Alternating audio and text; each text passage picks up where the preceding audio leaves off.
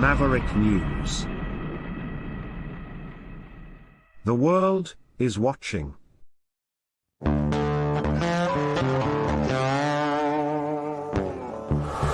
In a universe full of ideas, we draw lightness from the dark to a place where opposites attract. Right meets left, positive touches negative, sparking an explosion of truth. Because politics makes strange bedfellows.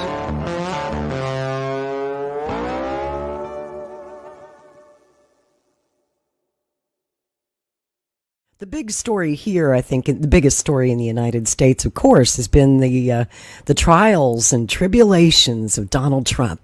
So that's what I wanted to talk about tonight. And, you know, at this point, we need a team of lawyers just to keep up with his court calendar and all these cases going on. And he's got 91 felony charges, and then he's got all these civil cases, and I can't keep up. So it's got to be a record.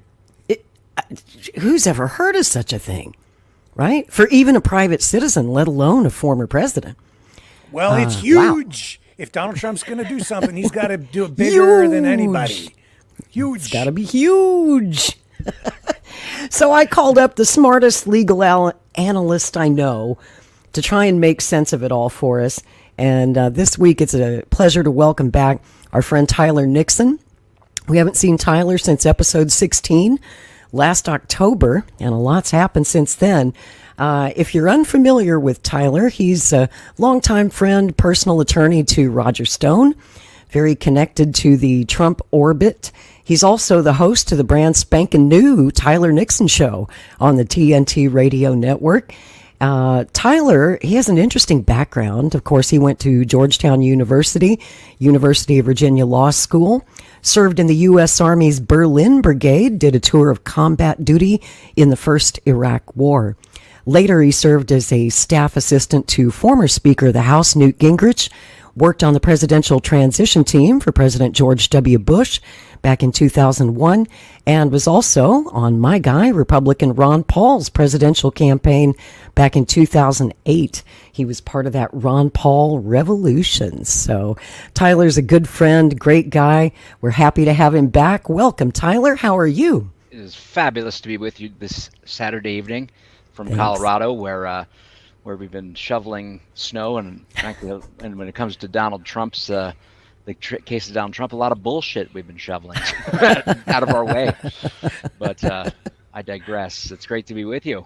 Wonderful to have you back, my friend. And if I'm the greatest legal analyst, I mean, I'm kind of a legal one-man gang, but I mean, you must not know many legal analysts. Yeah, well, it's a short list, but you're at the top of it, my friend. Well, thank you. So, are you ready to dig into to Trump's week in court? Any day, every day, all day, every day. It never ends. Where do we start? Holy gosh. cow. Well, we could work our way back from the Georgia craziness if you had a chance to see any of that, boy. Oh, man. Fani Willis? Is it Fani? I call her Fani. Is it Fani or Fanny? They say Fani, and I'm like, Fani? I'm like, she's not Indian, okay? It's Fanny. Yeah, you know, I'm from the South. We would call her Fanny. Yes, thank you. Yeah, thank you for pointing that out. Leave it to a Southern gal. It's Fanny, damn it. I don't know what it is. Like Trump always has. Was Peter Strzok and Lisa Page, his lover? He called him. Well, same situation. You know, it's Fanny and her lover Nathan.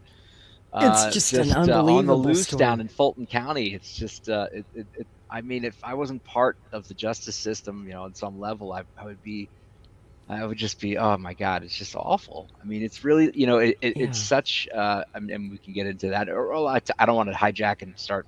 Let's start there. That's as good a place as any.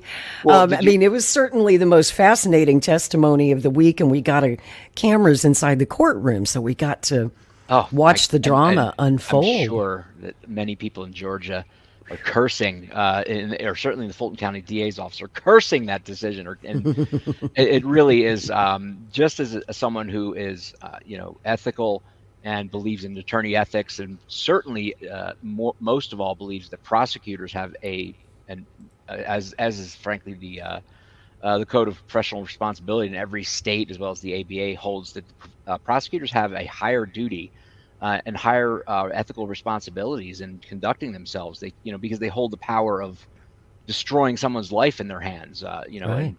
And so they have to be beyond reproach. I mean, you can't even have the appearance of impropriety, and it should, I would think it reflects on a state or a jurisdiction or any sort of a court system how they deal with wayward prosecutors. I've often said, number one, that I don't think prosecutors should. I mean, I know this is sort of my dream proposal, but I don't think prosecutors should ever be allowed to run for any higher office or be judges, because the ones that I've seen, the way they operate, it's a very much a ruthless, notch in my gun belt kind of mentality. It's all about getting the conviction, whereas, really, let's face it, it should be a probative process and ultimately towards justice, not just mere law enforcement for the sake of it, and not just merely winning for the sake of it. But I think, unfortunately, the system produces people who, they usually have designs on higher office. In this case, it's interesting because obviously the DA position is, in a sense, the higher office, which, unfortunately, I guess I've never advocated electing DAs. But I mean, if you're, I would say judges and DAs should not be elected, frankly.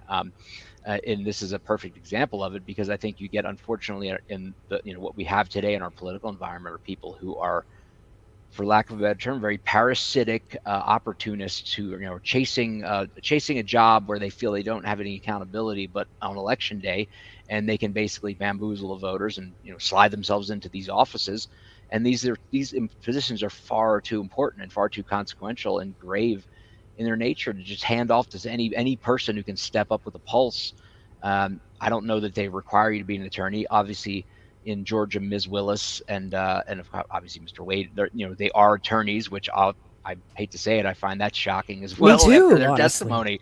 Yeah. I mean, this was just an embarrassing episode for the people of Georgia, for Fulton County, for that court, and for justice generally, because you think, I guess what I would say is what Mr. Wade certainly did is he opened his mouth and removed all doubt. If you thought this guy knew what he was talking about, and he was some sort of a special prosecutor brought in, because they don't have anybody good enough in the actual DA's office, she's got to pay him close to $1 million to work on this case, and then, of course, as we found out, to go and meet with officials in the White House and bill 24 hours of time for it in one trip, I think it was. And boy, you got to get handed to Trump's legal team, but although I don't think it would have required much, but they totally, you want to talk about an implosion. These people just melted down. Wade, he was caught in lying 3 ways about the same thing, I think, at one point. And this is just unacceptable. You and no perjury charges for them. And exactly. And it's like, this is ridiculous. Of all the people who should not be able to sit there and lie and perjure themselves, not just lie generally, but to lie on the stand in open court, and think that they can get away with this, yet they probably will get away with it. Although, and then Fani gets up on the stand. Oh my gosh! She was so arrogant. She had such an attitude on the stand, right? And she thinks she's being homespun. Like, my daddy told me to, carry around $200 wherever you go in case things go wrong. You can get the hell out of there. And then her father, the Black Panther, gets on. He's even worse. You wouldn't have thought it could have gotten worse, but he was. And honestly, it's just very sad for the people of Fulton County, because as you know, I'm sure, as you both know, there are people dying in Fulton County jail on a regular basis, dying from whatever, beatings, neglect. Whatever the case, there's just violence in there. And certainly Atlanta is not exactly Mayberry when it comes to crime. It's a pretty rough place, and there's plenty of violent crime, and I'm sure a lot of property crimes, and people are terrorized as we are, unfortunately, in most American cities these days.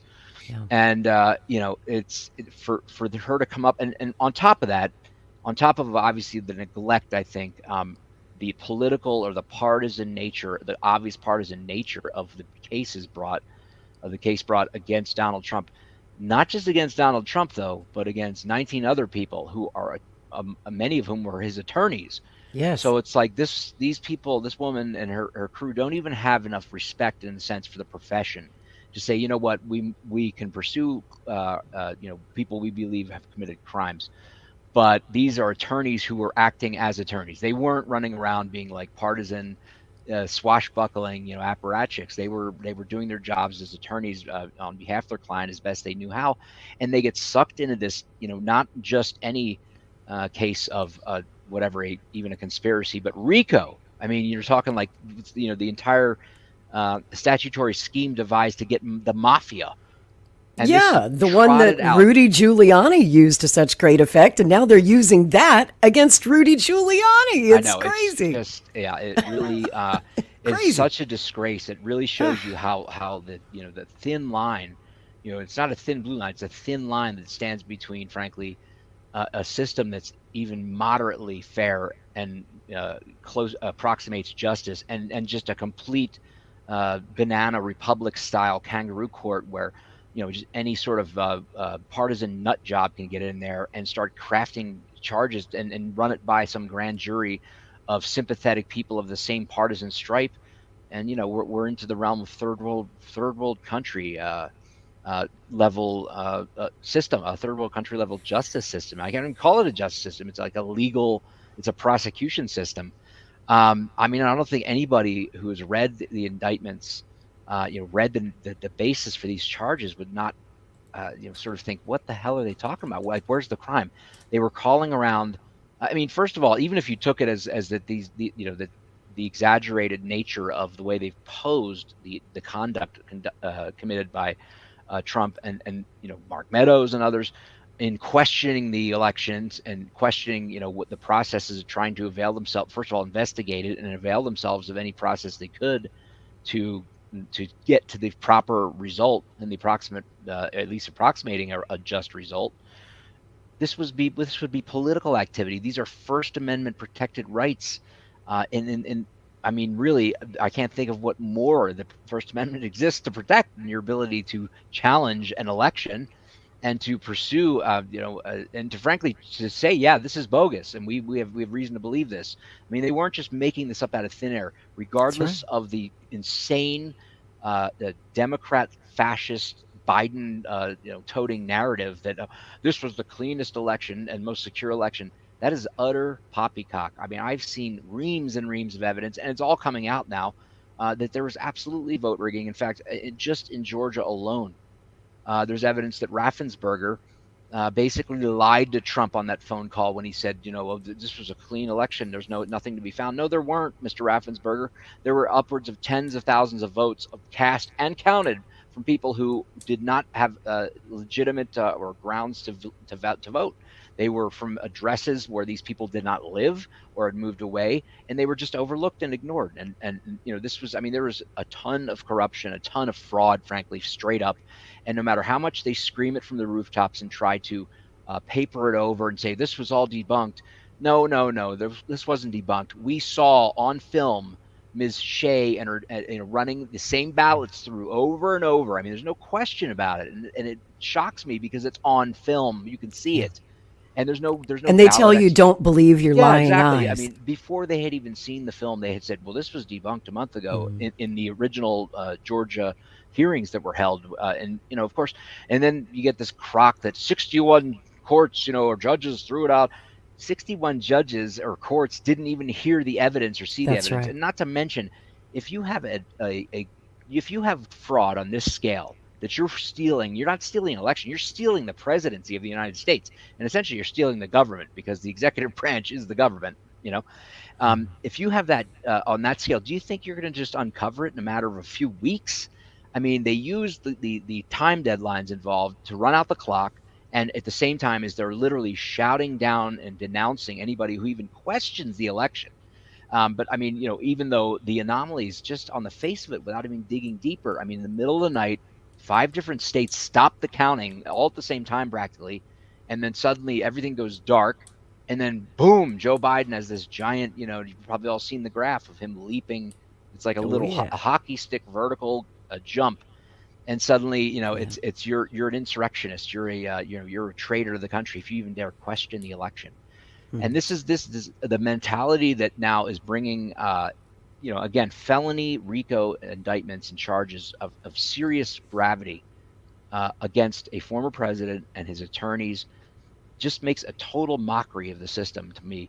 And these people are, I hate to say it, Fani Willis and those who perpetrated this, they are the criminals.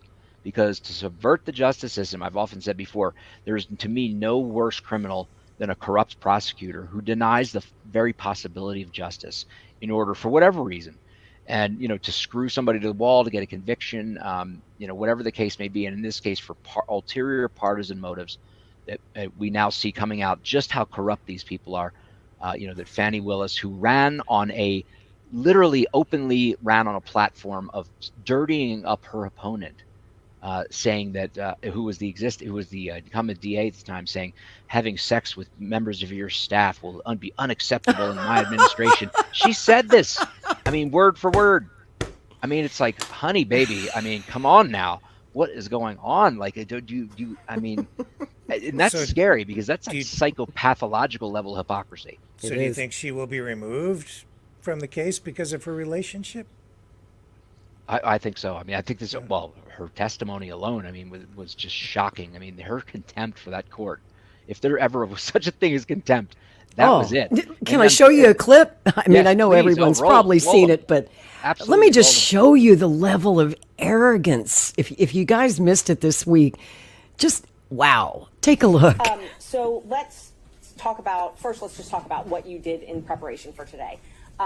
Did you meet with Mr. Wade at all? Once the motion was filed, did you meet with Mr. Wade and talk to him about the motion that I filed to disqualify you? On this first January motion? Yes. I don't know if you could say talked about. I probably had some choice words about some of the things that you said that were dishonest within this motion. So I don't know that it was a conversation. As you know, Mr. Wade is a Southern gentleman. Me, not so much. Okay, but my question was, did you have a conversation with I him? didn't have a substantive conversation. You did not? I read this motion, skimmed it more so, and I've probably said some choice things to him about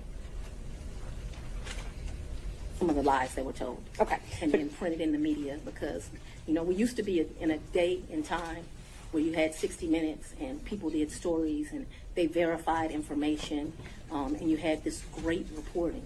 But it seems today that a lawyer writes a lie and then it's printed for all of the world to see. Well, I just want to make sure that you answer the question I asked, though. So my question was... I'm going to object. Been asked and answered. Overruled, Mr. Abadi. I told you what happened. I read the motion. I am sure I told him what my opinion of it is. Okay. And past that, we had no substantive conversation. You did not? Okay. Is there something you didn't understand? No, I just wanted to make sure that Okay. you did not have a meeting with him in the conference room to discuss the motion. Next question, No. Ms. Merchant. So in the conference room of my office within this week, you produced some financial document.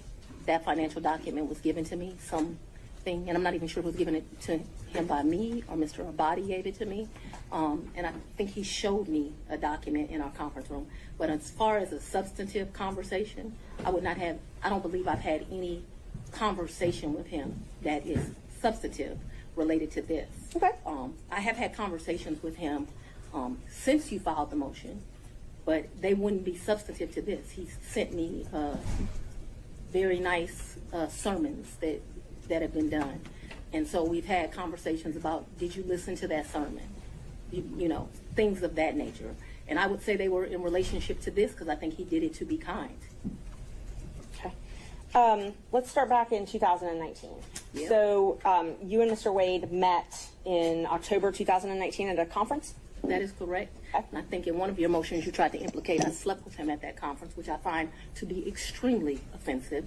I stayed at that conference. Mr. Wade was my teacher. I did not meet him when he taught the class. I was standing outside talking to Lisa Reeves, who is a judge. Me and her were just having a conversation. Mr. Wade walks up. I think they hug each other. They have some brief conversation. She introduces us. Your Honor, I'm going to object. We kind of thought that when you asked the question, you can answer the question, not a speech, so I object to the speech. I agree. I'm able to explain my answers. I believe she's able to explain her answer. And that's Ms. Merchant, that's okay. I can handle it. Ms. Willis, I'll ask you just listen to the answer, or excuse me, the question, and keep the answers confined to the question as best you can. I think you'll have more than enough ample opportunity on when the state is Well, able it's to ask highly follow-ups. offensive when someone lies on you, and it's highly offensive when they try to implicate that you slept with somebody the first day you met with them, and I take exception to it. All right. Well, Ms. Willis, you'll have the opportunity to explain all of that when it's the state's turn to ask more open-ended questions. Yeah. Ms. Merchant. Thank you, Judge. So again, my question was, you all met at that conference, though, right? We did. The meeting, Okay. as I stated, he taught the class. I did not actually meet him when he taught the class. I walked out of the class, and I'm not sure if it was that exact class or we had went to lunch, but we were standing in the vestibule, like outside of the class. Me and Judge Reeves were having a conversation. She had worked at a law firm I worked at back in 1996. We're getting way afar. I mean, I don't mind her explaining her answers, but I literally just asked if they met at that She's conference. explaining how she met Mr. Wade, which was exactly the question asked by Ms. Merchant. These answers are more than appropriate. Ms. Merchant, if you want more concise answers, perhaps you could lead the witness. I will. Thank you, Judge. Isn't it true that you met Mr. Wade October 2019 at the judges He conference? hasn't gotten to the point where Ms. Willis should be treated also in this situation. I think we But have. I'm very much want to be here, so I'm not a hostile witness. I very much want to be Not here. so much that you're hostile, Ms. Willis, it'd be an adverse witness. Your interests are opposed to Ms. Merchant's. Thank you. Merchant's interests are contrary to democracy, Your Honor, not to mine. All right, let's Judge, proceed. I would just ask that We can keep things moving. Ms. Thank Merchant, you. next question, Thank you. please. Okay, so we've confirmed when you met. After that, isn't it true? No, I need to explain this, and I think I get to explain my answers. When I met him, Judge Reeves introduced us. He handed me his business card. I'm unsure if I handed him my business card, but we exchanged information. He said, if you ever need any help, give me a call. And he walked to the parking lot. So after that, you started dating shortly thereafter, correct? A lie. That's one of your lies. Okay. Do you know Robin Yurdy? I know her as Robin Bryant. I knew her. So Robin did not go to my college. She went to the college of, I went to Howard University. She went to Morgan State. I met her through some people I knew.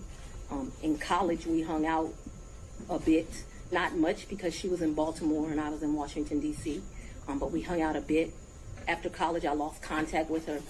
I probably didn't see Robin again until maybe 7 or 8 years ago, a chance meeting here in Atlanta, but we did not have a consistent relationship from when I left college and came to Emory Law School here in Atlanta.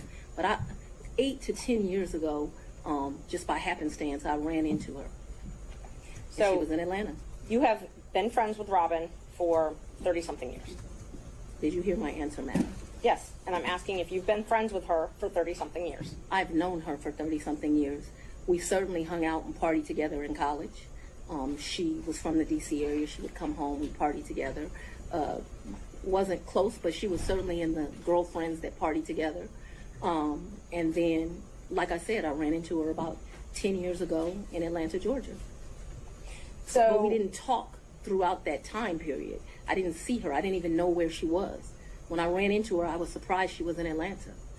And so, yes, I have known her probably since 1990, 1991, but we have not maintained a consistent relationship that whole time. For the last 10 years or 5, whatever you'd like to classify it as, have you been friends with her? I have not spoken to Robin in over a year. I certainly do not consider her a friend now. I think that she, there's a saying, no good deed goes unpunished, and I think that Just wow. My Lord.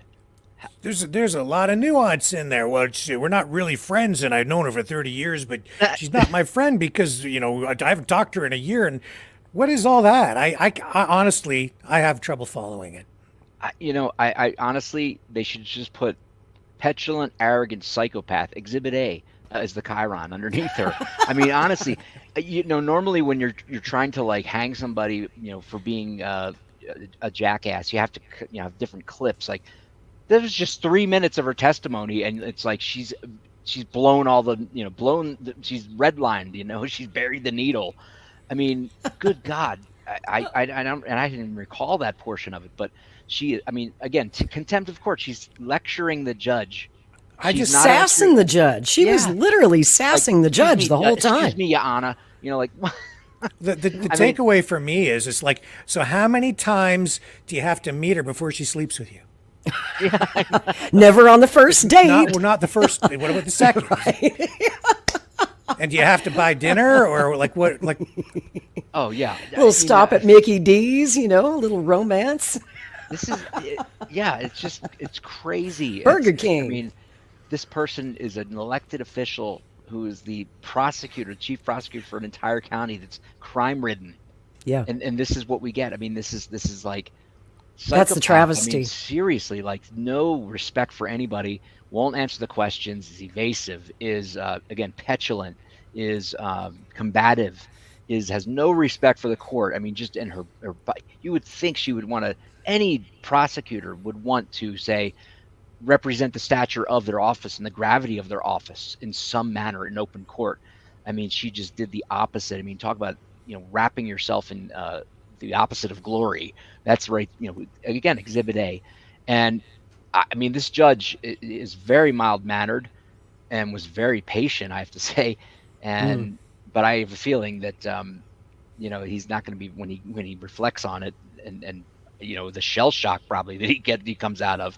That Ms. Willis is going to be removed. I mean, if not disbarred. If there's any justice in Fulton County, she needs to lose her job. And I picked that particular exchange. I thought it was interesting because they're asking her if she met with Mr. Wade before coming in to testify, right? Mm-hmm. And she's saying, "Oh, we did, but we discussed nothing of substance." Right. And then she comes into court for your lies. I'm like, this woman just concocted the biggest bullshit bunch of crap against a former president and 19 other people, innocent people who were mostly attorneys, and has dragged them in to be mugshotted and, given the whole 9 yards of a criminal defendant's treatment for merely, conducting what are First Amendment protected activities.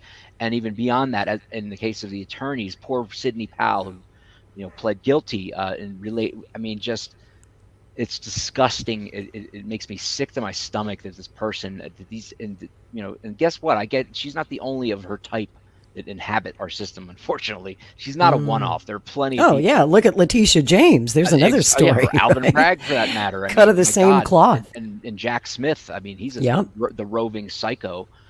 We can shift into that, since I think we've had our fill of Fulton. Oh wait, County. I'm not done with her though. Hang on a minute. Yes, please. I got some more to say.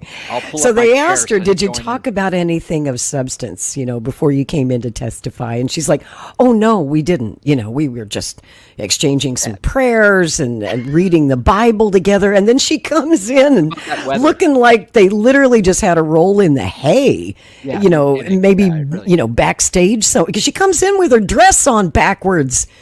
Am I the only one who noticed that her dress was on backwards? The zippers in the front, and she's all rumpled, and her little pin is sideways. And she's grabbing the mic and saying, and just like testifying to anything she wants, no, I don't appreciate your, oh my God, this woman's a prosecutor and an attorney. But actually, no, I have to say, because we're fair, we don't malign people wrongly. That dress actually is designed that way. Oh, is it? Yes. I only found this out. I was watching Tim Pool's show in the new what is it called, the millennial. So they looked into this, right? Yes, they found the dress. And apparently, it's a crappy Amazon available dress that has a zipper like that on both sides.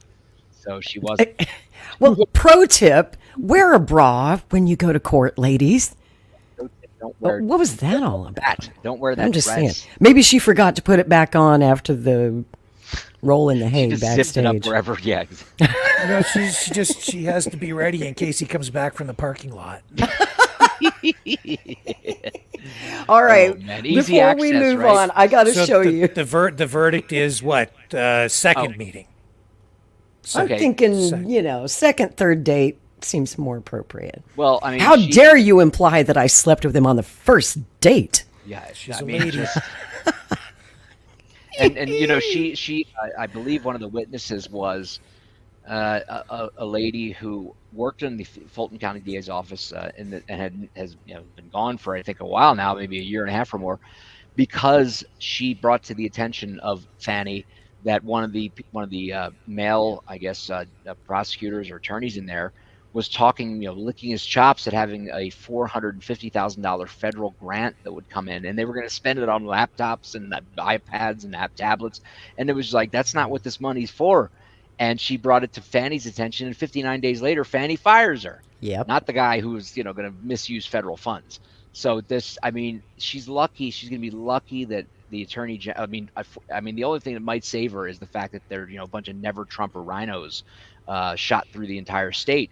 Right. Whether you're, again, whether it doesn't, I don't think you don't have to be a Republican, Democrat. You can hate Donald Trump and still see what a travesty of justice and what a joke this is. And frankly, she just blew the whole case. I mean, Donald Trump, I mean, he must have some divine forces or something pulling for him, because his it's the Trump curse, right? Everybody who tries to touch Trump, it comes back on them 100-fold every time. Well, yeah. Also, the fact that, I mean, they're corrupt. They're just plain corrupt. These people going after him, they're deranged. There's Trump derangement.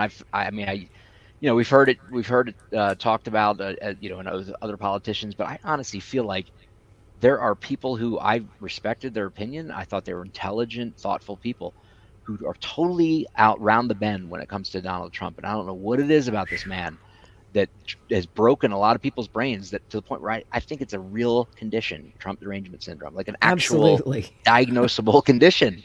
And it's sad what it does to people. But speaking of, did you see her meltdown when she really lost it in court?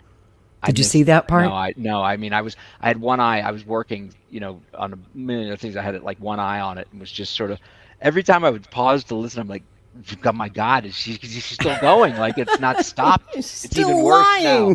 Yeah, I have to go back. I mean, I'll show you this part. It's just a quick little clip, but she lost her shit in court. Be very clear so that we don't mix words. I don't want to mix words in here. Mr. Wade is my friend right now. Mr. Wade, I would say, has been my friend since 2020. I think he started out as like a mentor and a professional colleague. He became my friend and somebody that I really respected. I feel very indebted to Mr. Wade for taking on the task of this job. And he is certainly my friend and one of the people that I respect the most. So if you ask about a personal relationship, I consider myself to have a personal relationship right now, Mr. Wade. I consider myself to have a personal relationship with Anna Cross. I consider myself to have a personal relationship with Mr. Abadi. I consider myself to have a personal relationship with Andrew Evans. Okay, let me just clarify that. I have a personal relationship with him as we speak right now. I don't think that's what you're asking. I think that's what you're asking. When did your romantic relationship with Mr. Wade end? Did it end? Me and Mr. Wade, we are good friends. My respect for him has grown over these 7 weeks of attacks. We are very good friends. I think, but for these attacks, it would have been a friendship that, as life goes, you would have stopped having.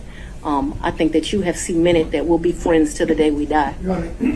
Let's. Could we just have an answer to the question? I can handle this, Seda. Let's have it. She asked about a personal relationship. She asked when the romantic relationship ended. That's the question. It's sometime in, I'd say late summer of 2023. So I don't believe me in, this is what you're really asking about. This is the salaciousness of all of this, right? No, I'm just asking about your romantic relationship, when you stopped dating. I think that me and Mr. Wade, so he's a man, he probably would say June or July. I would say we had a tough conversation in August. And so that men in relationships at the end of physical intimacy, women in relationships when that tough conversation takes place. And where, when did he come to, I guess, the condo? I'm not sure what you called it, condo apartment. Would he come and stay at that condo or visit you there? I'm sorry, visit you there. what condo, what apartment, I want to be clear. So not your house. I know you classified one as house and one as condo, so I'm trying to use those terms. So but there's been more see, what you don't understand is because of this case, I got to move. And so I Ms. Merchant, if you could ask a more precise question. Yes, please, give me the time period. Mr. Wade visited you at the place you laid your head. When? Has he ever visited you at the place you laid your head? So let's be clear, because you lied in this. Let me tell you which one you lied in. Right here. I think you lied right here. No. This is the truth, Judge. And it is a lie. It is a lie. Ms. Willis? You see. Mr. Sano, thank you. We're going to take 5 minutes. Be back. God. So, in other words, you're still boinking him. Sometime late this afternoon in the bathroom here in the courthouse, our relationship ended. Until 5 minutes ago. Until we meet again. We are very good friends. This will be watched for years and studied for by psychologists and attorneys and Donald Trump's a billionaire, and he's about to. I think he's about to clear something like $4 billion in value when Truth Social goes public. So I mean, I don't think he's concerned, but he could not buy a better situation. I mean, he couldn't pay $1 billion to have someone. I mean, you couldn't possibly devise a plot to take this woman down better than she did for herself right there on the stand. And it's such karmic, justice. It's actual justice really unfolding before you, from her own mouth. And it's, I don't think she survives it, and I don't think the case survives because who's going to want to pick this up after this? I mean, right.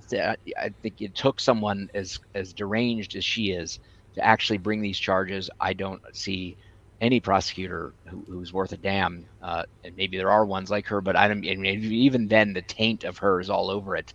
I think this goes away, and certainly you're not going to see anything happen before the election. Well, to quote Jim Comey, no reasonable prosecutor would bring such a case, right? Yes, yeah, exactly. Yeah. Speaking of another psycho. Yes. I'm sorry. I hit the button to play that clip too soon. You were in the middle of saying something, and I didn't mean to cut you off. No, not at all. No, I was just saying this will be watched for years. I mean, but where you won't see it, where you would have seen it maybe 20 years ago, is on Saturday Night Live. Maybe they are parodying it, but unfortunately, they won't. They're in the tank for the fascist warfare, welfare, whatever machine that runs the country, and so it's the fascocrats. That's what we call them, right? Rick? Exactly. Yeah, it hasn't been funny for almost a generation, frankly. But no, you won't see. I mean, I would love to see the parodies though. If anybody out there still does real comedy, because actually, what am I saying? You can't parody. It's too comedy crazy. Gold. Yeah, I mean, the reality of it is crazier and more hilarious if it weren't so sad than you could ever possibly mock. How do you? It's like how do you roast a meltdown? I mean.